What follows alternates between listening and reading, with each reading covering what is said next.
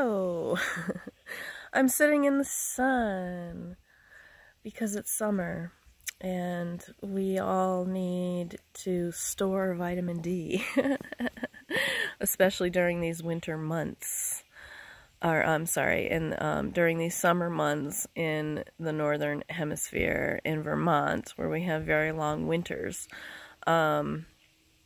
because we don't get the necessary vitamin D from the sun that we need during the winter months. So I'm in the forest in the sun, hoping the mosquitoes don't interrupt my video too much. Today is the new moon in Leo, so that's what I'm addressing today. And I want to say something first about astrology and how it's used today so often. I find it very disempowering, because people use astrology like the planets and the cycles of the season are ruling us and controlling us.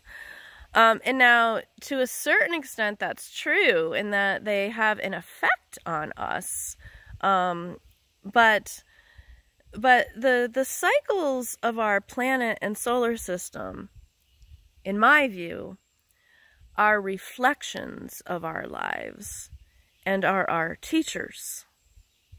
They're not our masters, okay? That's disempowering. We're not just passive on this planet, in this life, in this embodied life.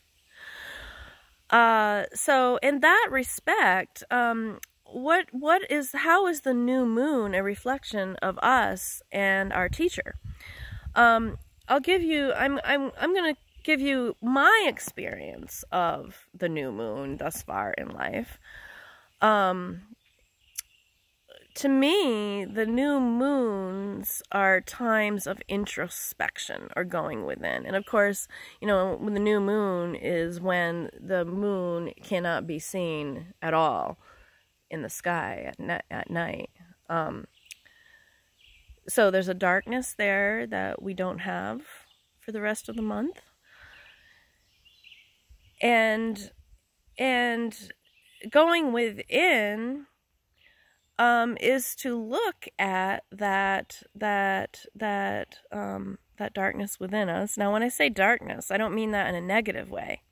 I just mean that what is opposite of the external, you know, the outward. So we're going inward during the new moon. My other view of the new moon is that this is a time to be with nothingness, okay, to just sit with nothingness, which might mean lack of clarity, you know, inaction. You know, it doesn't mean we're not going to do things on the day of the new moon. Most of us don't have that luxury, right? But the nothingness, another word for it is the void. The void or nothingness is where all things emerge, from, okay?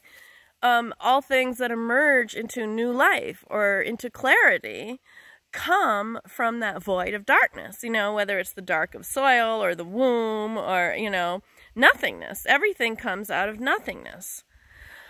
So let's look at this new moon in Leo, which is today, because I find this one particularly interesting, considering the sign of Leo is the only sun sign. And we're talking about the void of the moon here.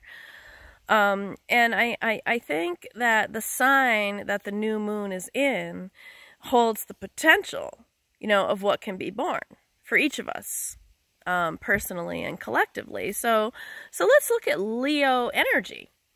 Leo is the only sun sign, and the energy of Leo wants to be seen, wants to be appreciated. It wants to lead others, okay? The Leos are also fun. Leo energy is optimistic and warm. It wants to shine its light. It wants to express itself. It wants to be creative. It wants to be romantic. It wants to be playful. So so as you sit in the nothingness of new potential and new life and clarity and introspection and looking within today on the new moon, consider, how do you shine your light in the world? How do you want to shine your light in the world? How do you want to be seen by others? How do you want to lead? These are good points of introspection for the new moon.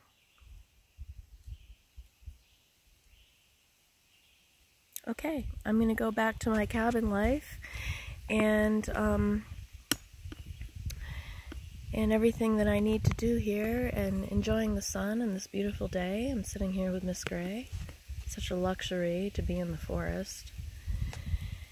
And shoot me any questions. If you have questions about astrology, the new moon,